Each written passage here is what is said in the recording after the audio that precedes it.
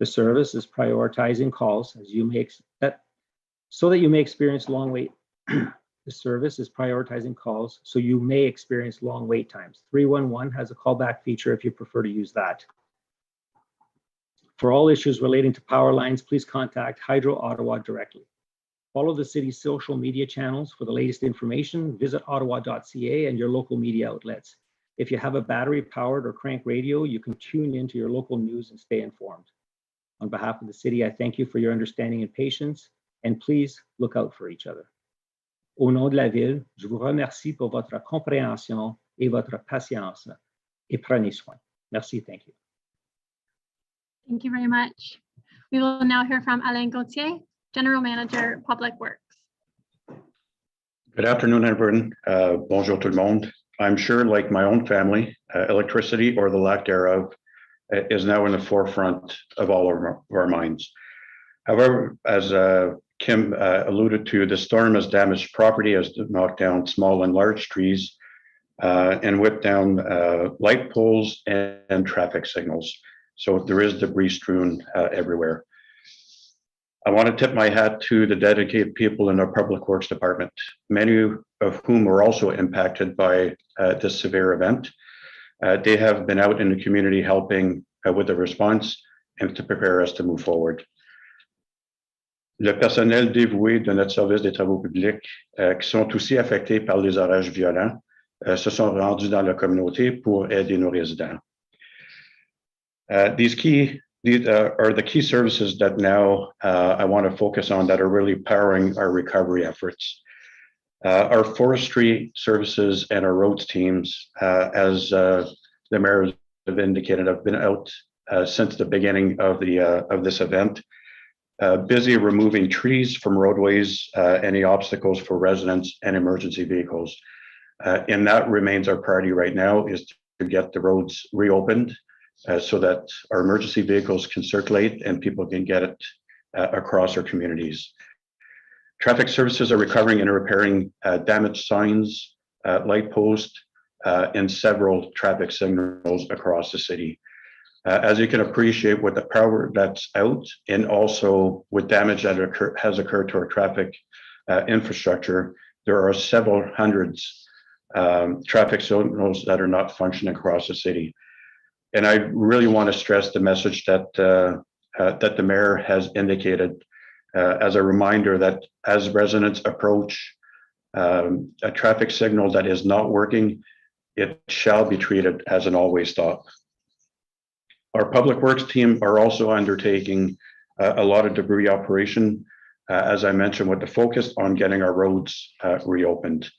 In the coming days, we will be making multiple passes to be able to remove the debris that's left to the side of the road. Our traffic management teams are working with our first responders, have been monitoring all of our roadways and closing roads that are impacted by fallen poles, trees, and live down wires, and we'll be able to reopen those roads when they are safe to do so. With the many roads that remain closed, we certainly encourage residents to continue to visit ottawa.ca, follow us on Twitter, or listen and read to the latest news outlets for the updated information. And with that, I really want to thank our media partners for sharing this important updated information. And as mentioned by Kim, our public works team are also working out of the emergency command centers, meeting these harder hit areas, their needs, and helping with their recovery. Comme l'a mentionné Kim, nos équipes des travaux publics travailleront également à partir des centres de commandement des interventions, répondant aux besoins de ces zones les plus touchées et aidant à leur établissement. These recovery efforts will continue even after the power has been restored and the lights are back on.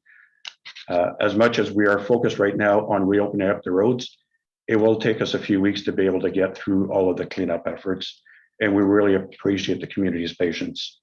As in any emergency, recovery plans and efforts are equally important to the response. We are here to help to get you and your neighbors back on your feet. Nous sommes là pour vous aider à vous remettre sur pied. Thank you. Merci. Very much. I would now like to invite Joseph Muglia, Director, System Operations and Grid Automation, to say a few words.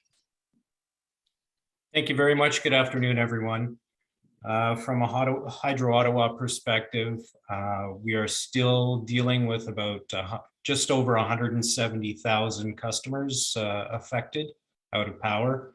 And that is comprised of about 560 unique outages across the service territory. So very challenging for us from a logistics perspective. Certainly, the damage assessment is still underway. We've done a good chunk of it now, but still quite a bit to go as far as full damage assessment of all of the areas involved. We are looking at prioritizing what needs to be done so that we can get crews and resources on those affected areas and bring back as many customers as possible. So we're really going to focus our efforts on, what's the biggest bang for our buck. So we're currently in the process of doing that now. We've got all available resources working right now from Hydro Ottawa. We are continuing our efforts around the clock, although the crew complements are not as much, of course, during the evening hours when it's dark. It's just not as effective and not as safe to do the work at nighttime, but that damage assessment continues throughout the evening. And we're also bringing back any circuits that we possibly can, even if it's at night, with the bulk of our efforts being during the daylight hours. We've also got interprovincial help. We've got contractors coming from other provinces that are helping out. We've got contractors, all the available contractors that we have working for us. They're also on board, and we're bringing them up to speed. There's a process to onboard those contractors as we get them. And because we're dealing with such a volume that ordinarily we don't deal with, that requires a little bit of extra attention. So those folks will be coming. We'll see a lot more contractors helping us out by tomorrow. So I think the restoration efforts are going well. It's frustrating, I know, that the number hasn't started to drop as we'd like to see it just yet, but we expect that to start happening soon. As Mayor Watson pointed out, it will be more than likely a 3 to 4 day event.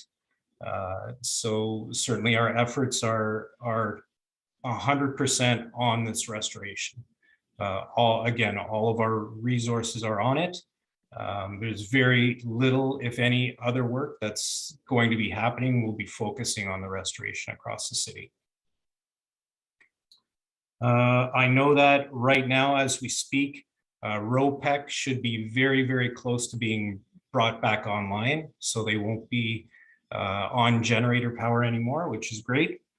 As well, we've got about half the airport on now, and we expect the rest of it by this evening to be on grid power. So that's I think about all of the updates that I would give at this time. Thank you. Thank you. I will now invite each agency to ask their question. You may ask one question with a follow-up. J'invite maintenant chaque organisme à poser une question et une question de suivi. We'll now start with, nous allons commencer par Stephen Hoff, CBC National News. Hey, good afternoon, and thank you for taking our questions. This is for the mayor and Mr. Ayotte. The emergency alert that came over cell phones, do you think it was issued early enough to protect people and property in the city? Well, I'll ask Kim to comment on it from a layperson's point of view. I thought it worked well. It worked on my device. It worked on a television set that I was watching as well. I think these things, sometimes they don't have enough lead time because just of weather patterns. I'm not a weather expert, but I can only imagine they try to get it out as quickly as possible. And Kim, I don't know if you have anything else to add on that. Thank you, Mr. Mayor. I didn't get the alert because I was flying over the city of Ottawa in a plane at the time of the storm. So we were circulating, waiting to land. However, from friends, they did indicate that the alert was in a timely fashion, and they were prepared as a result of it. And just as a follow-up, the wording of the alert, we've heard from some people that they weren't it wasn't strong enough considering the impact of the weather that hit the city. Do you feel like these need to be worded in a way that reflects the risk involved better? Yeah. Again, Kim? Yeah, certainly. I think that, we could always try and learn from our past experiences, but at the end of the day, these storms come in sometimes much stronger than anticipated. And other times we put out alerts that are very strong and they come in much weaker. And it's always a challenge.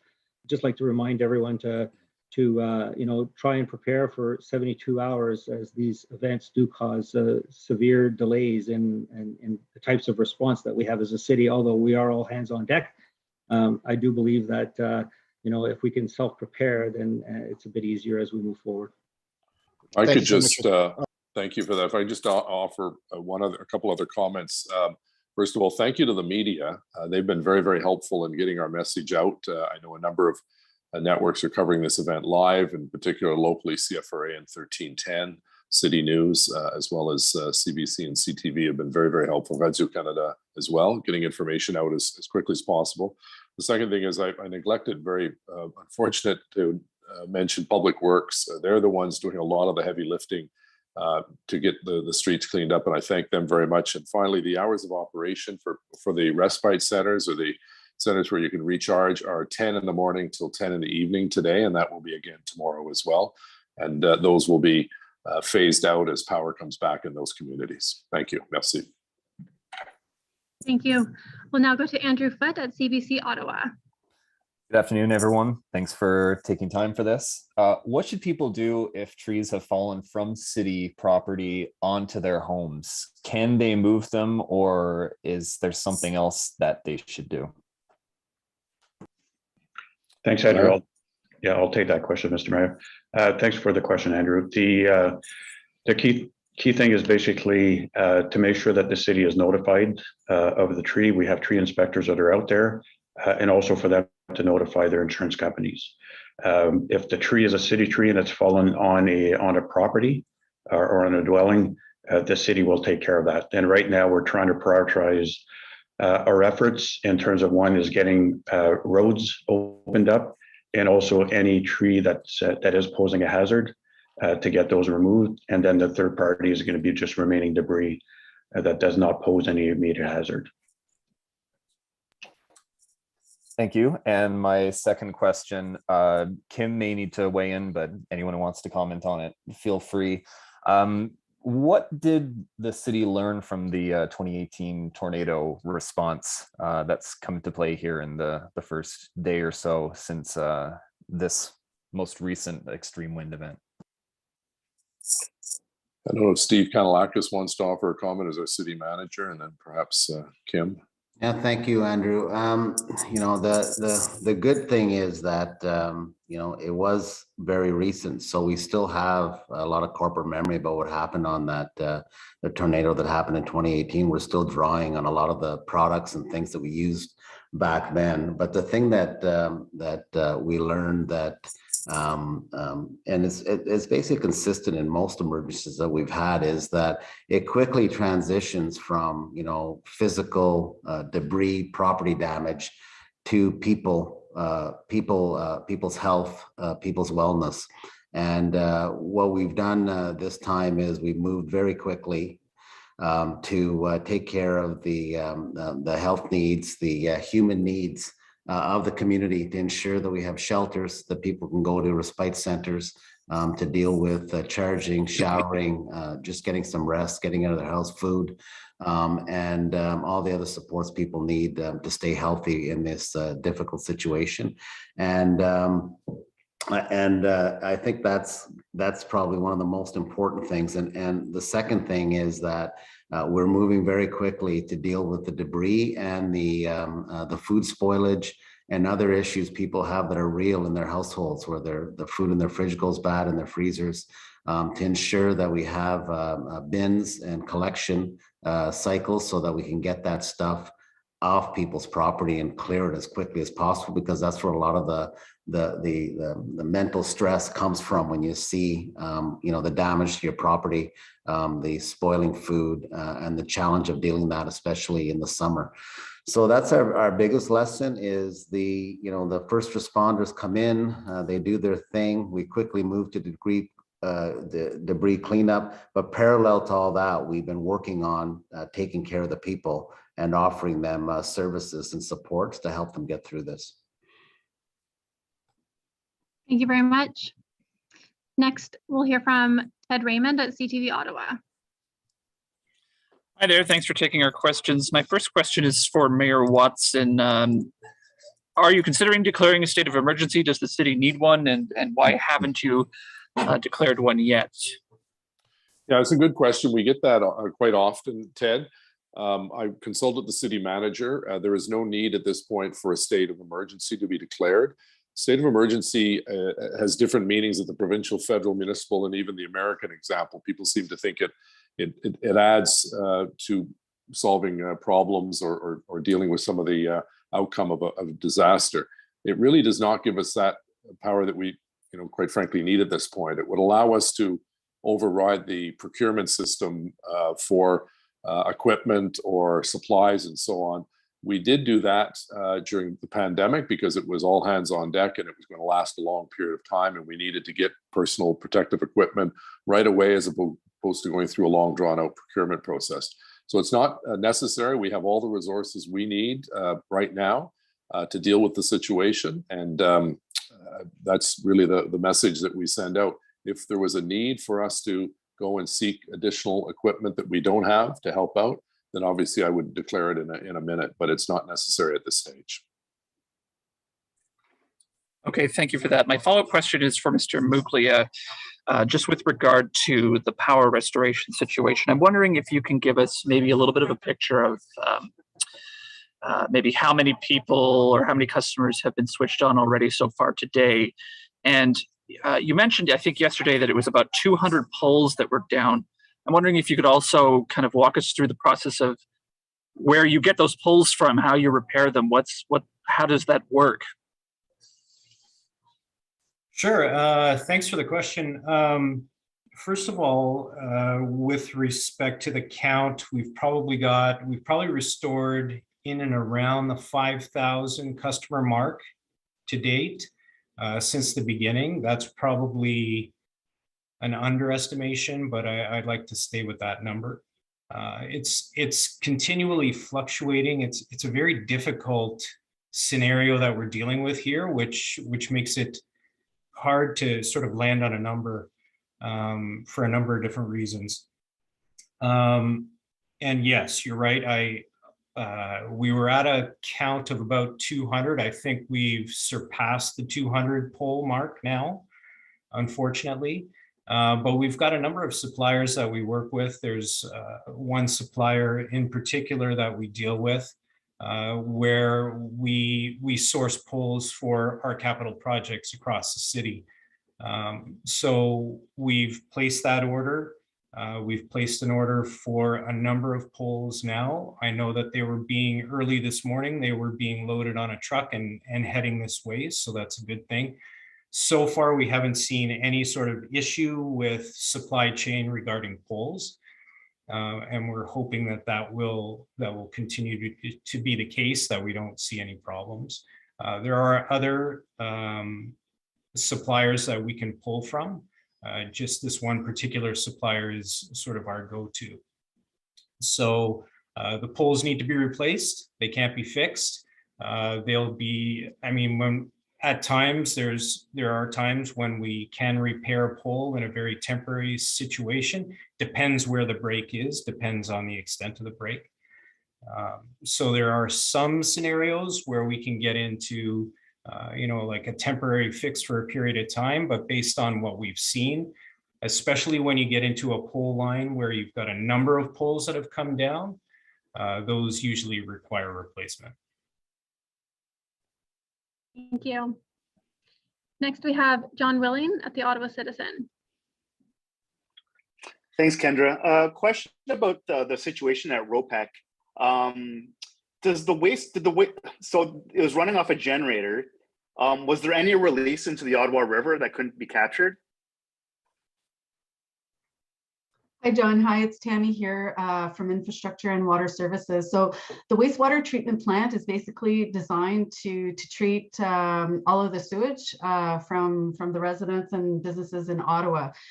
So we have certificates of approvals that we have. And so this is where we are permitted to discharge our treated wastewater to the river. And so we do have backup diesel generators on site. However, they don't provide full backup to the full treatment process. And so we've seen a very slow degradation in water quality to the effluent, to the river. Per our regulations, we notify our downstream users, any medical officer of health, and obviously our regulators with the Ministry of Environment. So we're working very closely with them. And I think I have some good news to share. Thank you, Joseph from Hydro Ottawa.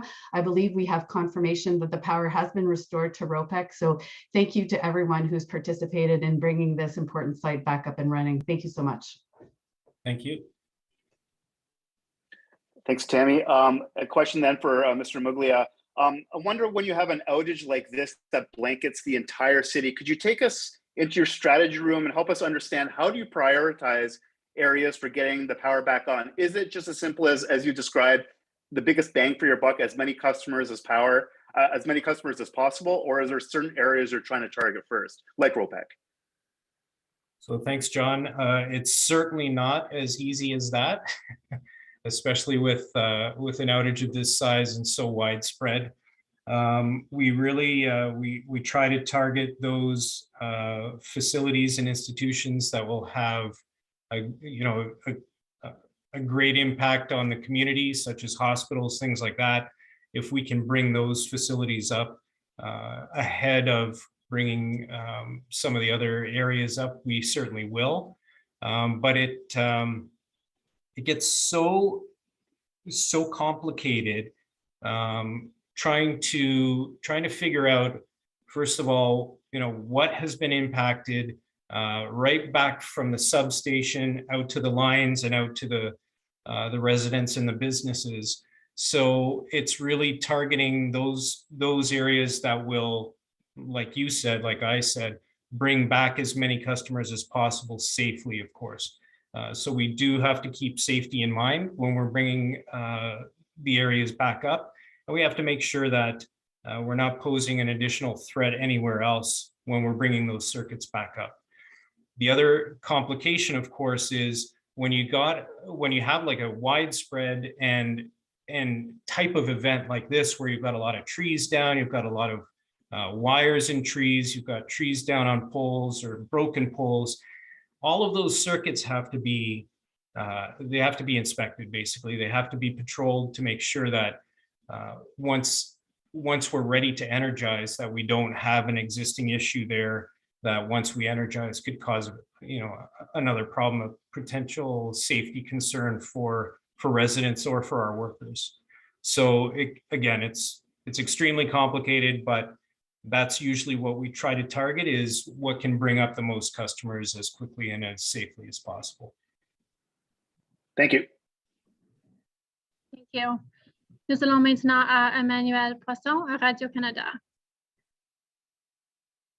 Oui, bonjour. J'aimerais savoir, est-ce que vous pourriez-vous dire en français un peu qu'est-ce que vous prévoyez faire pour le moment? Donc, vous disiez que l'électricité pourrait prendre quelques jours avant d'être complètement rétablie à travers la ville et que l'usine de traitement des eaux, bon, elle manquait d'électricité.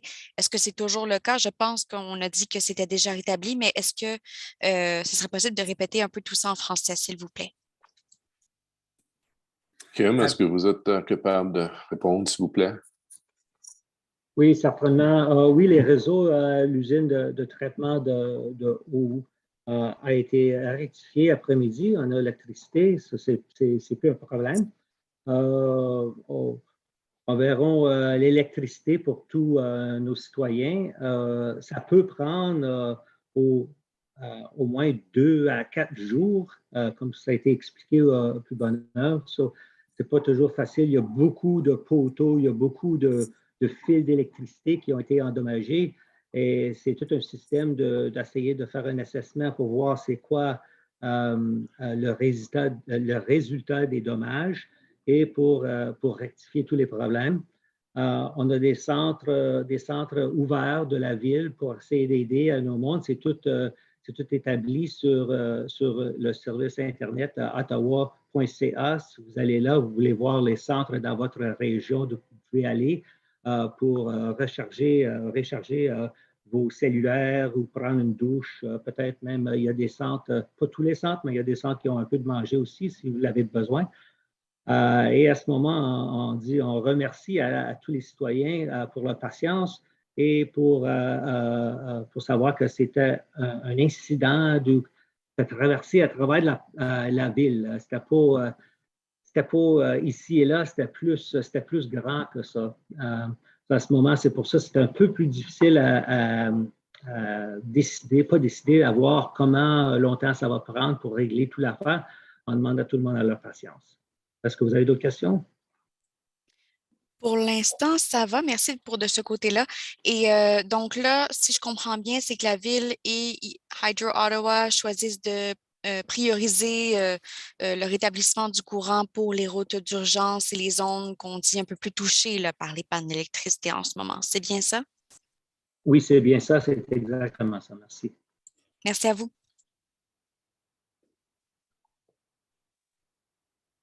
Everyone. This is all the time that we have this afternoon. C'est tout le temps que nous disposons aujourd'hui. Thank you very much. Have a good evening. Merci.